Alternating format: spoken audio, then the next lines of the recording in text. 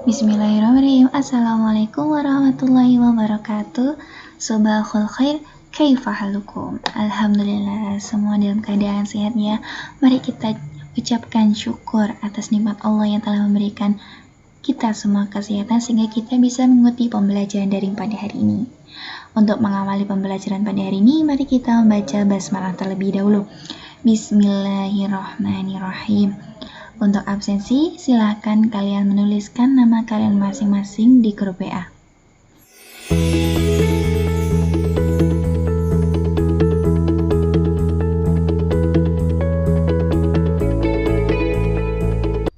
Nah, minggu kemarin kita sudah membahas tentang apa? Nah, minggu kemarin kita membahas tentang penggunaan media sosial untuk menghindari hoax, ujaran kebencian, dan percakapan berkonten pornografi dan tuntutan agama. Sekarang kita akan membahas tentang bagaimana cara menghindari perilaku tercela pornografi dan porno aksi. Nah, kita akan belajar mengenai pengertian, dasar hukum, bentuk-bentuk, dampak negatif, penyebab dan cara mengatasi, serta contoh yang akan kita diskusikan bersama-sama. Yang pertama yaitu pengertian. Pengertian pornografi. Pornografi berasal dari bahasa Yunani yaitu porn yang berarti perempuan jalang atau pelacur dan grapos berarti gambar atau tulisan tentang pelacur. Nah, definisinya adalah upaya mengambil keuntungan baik dengan memperdagangkan atau mempertontonkan pornografi. Ini menurut Undang-Undang Pornografi tahun 2011. Sedangkan definisi pornografi tahun 2008 yaitu pornografi adalah penggambaran tubuh manusia atau perilaku seksual manusia dengan tujuan membangkitkan rangsangan seksual mirip namun berbeda dengan erotis. Meskipun kedua istilah ini sering digunakan secara bergantian. Yang kedua yaitu porno aksi. Pengertiannya yaitu hampir sama dengan pornografi. Hanya saja porno aksi ini terdapat kata aksi dalam porno aksi yang memberikan definisi sedikit berbeda namun masih berkaitan yaitu hal-hal yang bersifat porno namun tervisualisasikan bukan hanya melalui gambar melainkan dimensi 3 yaitu aksi-aksi yang menunjukkan perilaku seksual manusia dengan tujuan seperti halnya pornografi. Nah, sedangkan menurut Undang-Undang RI nomor 44 tahun 2008 bab 1, ketentuan umum pasal 1 ayat 1 tentang pengertian pornografi adalah gambar, sketsa, ilustrasi, foto, tulisan, suara, bunyi, gambar, gerak, animasi, kartun, percakapan, gerak tubuh, atau yang lainnya melalui berbagai bentuk atau bentuk lainnya melalui berbagai media komunikasi atau pertunjukan di muka umum yang memuat kecabulan atau eksploitasi seksual yang melanggar norma kesusilaan dalam masyarakat. Sedangkan dalam Islam ini belum dijelaskan secara jelas mengenai pengertian tentang pornografi. Namun, Islam memiliki konsep tentang aurat yang jelas dan baku.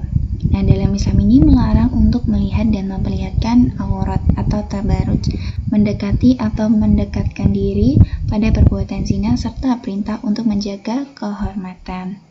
Nah, ini jelas tertuang dalam Al-Quran, hadis, serta dalam kaidah-kaidah fikih dan usul fikih. Kemudian yang kedua kita ke dasar hukum. Dasar hukum yang pertama yaitu Al-Isra ayat 32 yang bunyinya وَلَا تَقْرَبُوا الزِّنَا إِنَّهُ كَانَ فَاحِشَةً وَسَاءَ سَبِيلًا.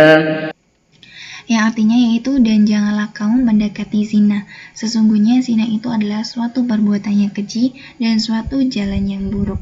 Dalam Quran surat Al-Isra ayat 32 telah melarang tegas mendekati zina apalagi berbuat zina.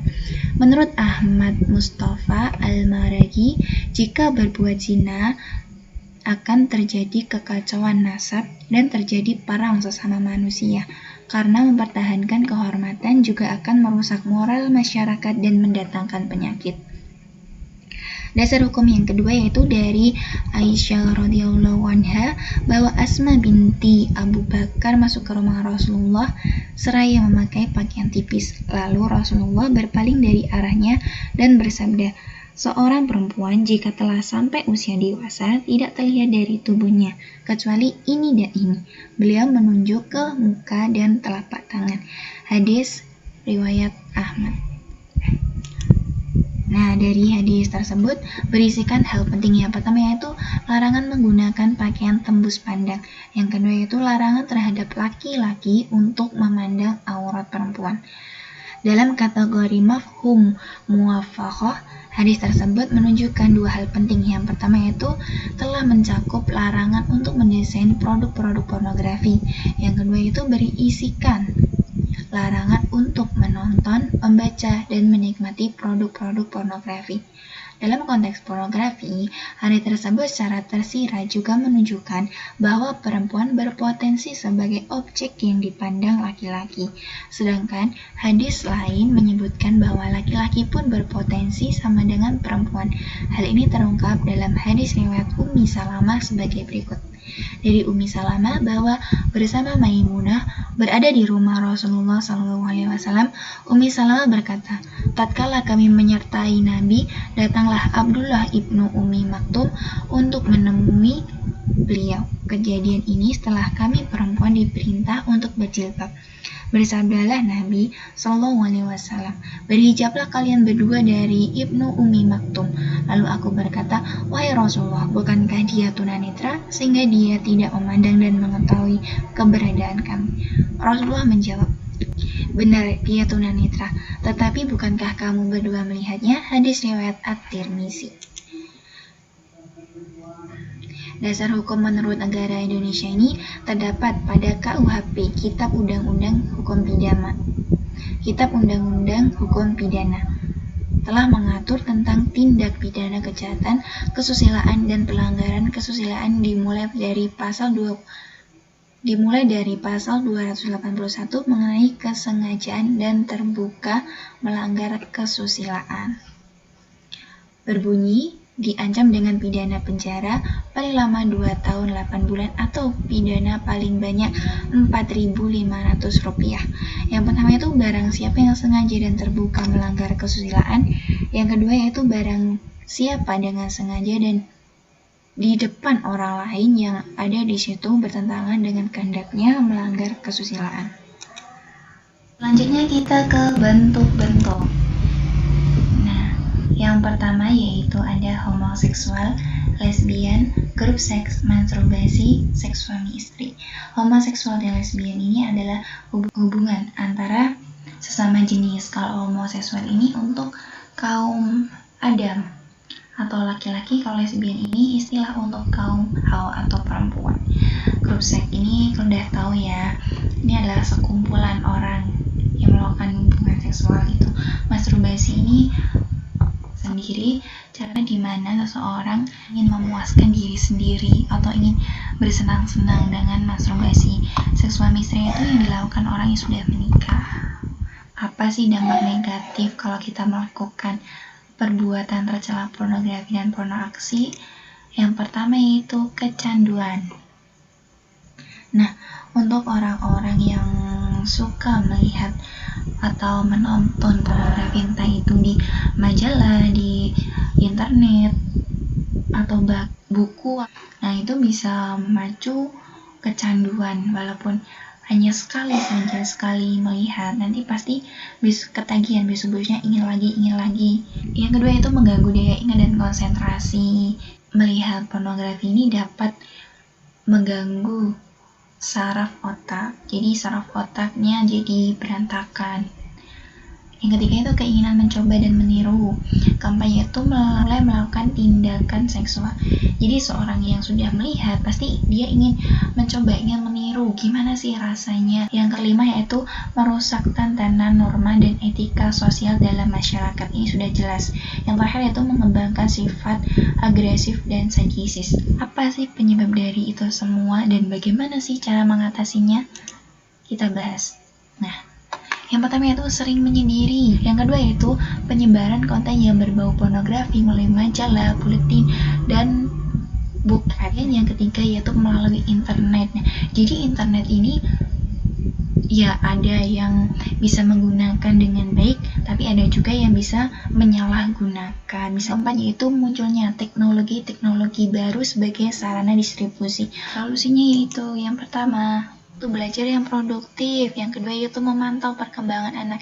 Jadi untuk orang tua harus memantau perkembangan anak, harus memantau aktivitas anak. Yang ketiga itu pengenalan dan penerapan pendidikan seksualitas dalam Islam secara memadai. Dalam Islam itu emang harus diberikan pendidikan seksual sejak dini. Yang keempat itu pendidikan seksualitas dalam keluarga. Ini sangat penting ya, karena untuk perkembangan si anak, pertumbuhan si anak dibutuhkan pendidikan yang cukup ekstra biar anak itu tidak salah jalan. Kemudian yang kelima itu mengevaluasi dan merekonstruksi metode pembelajaran agama di sekolah.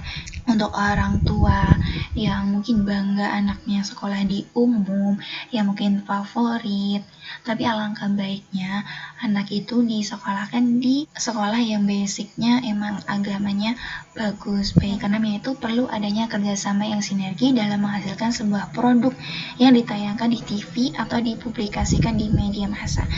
Jadi media massa itu sebagai sumber informasi, alangkah baiknya itu disaring terlebih dahulu sebelum dipublikasikan. Yang terakhir yaitu memperkuat sistem kontrol masyarakat atau peran aktif masyarakat dalam menghadapi penyimpangan perilaku anak dan remaja. Nah, kemudian ini ada studi kasus, mari kita diskusikan bersama-sama. Nah, ini ada studi kasus Ibu bacakan, yaitu ada kasus di mana anak kelas 5 SD melakukan tindakan asusila di belakang sekolah. Mereka terpergok warga akan ke sawah. Kejadian terjadi siang hari sepulang sekolah. Dua anak kelas 5 SD sedang terlihat berduaan di belakang sekolah di tempat sepi. Mereka terpergoki sedang berpangkuan tanpa celana. Kemudian warga tersebut menyuruh anak-anak dibawa ke rumah orang tuanya masing-masing. Setelah ditanya, masing-masing mereka sedang meniru adegan yang ada di video, seperti orang ciuman dan tindakan yang lebih jauh. Terkadang mereka melihat bersama-sama di HP yang mereka punya. Mereka penasaran dan melakukan adegan seperti yang ada di dalam video tersebut. Nah, dari kasus ini dapat kita simpulkan bahwa yang pertama, tidak adanya pengawasan dari orang tua terhadap anak dalam memainkan gadget atau HP. Yang kedua yaitu adanya HP menjadikan pengaruh yang buruk terhadap anak-anak, apalagi anak di bawah umur. Yang ketiga yaitu mereka penasaran dengan apa yang ada di video sehingga mereka terinspirasi untuk melakukan hal yang sama. Yang keempat yaitu kurangnya pengawasan dan pendidikan akhlak yang baik dari orang tua dan sekolah. Yang kelima yaitu orang tua tidak pernah atau jarang memperhatikan anaknya. Yang terakhir yaitu orang tua yang terlalu membebaskan anaknya. Terus bagaimana solusi dari kasus ini? Nah, solusinya yang pertama yaitu yang pertama, jangan biarkan anak memainkan HP atau gadget tanpa pengawasan. Yang kedua itu diberi batasan waktu untuk bermain gadget.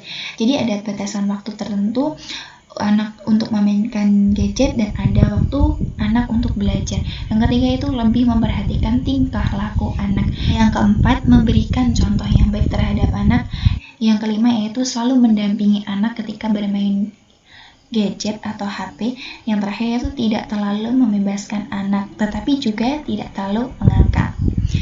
Tidak hanya peran orang tua saja di sini, tetapi peran sekolah, pihak sekolah juga harus memperhatikan perkembangan anak, harus memperhatikan lingkungan anak, keseharian anak. Jadi seorang guru itu tidak hanya mentransfer ilmu, tapi juga memberikan akhlak yang baik untuk peserta didiknya atau siswanya. Materi kita sudah selesai. Untuk mengetahui pemahaman kalian tentang materi ini sampai mana, Ibu akan menge-share link Google Form. Di situ adalah isinya soal-soal. Silakan kalian kerjakan.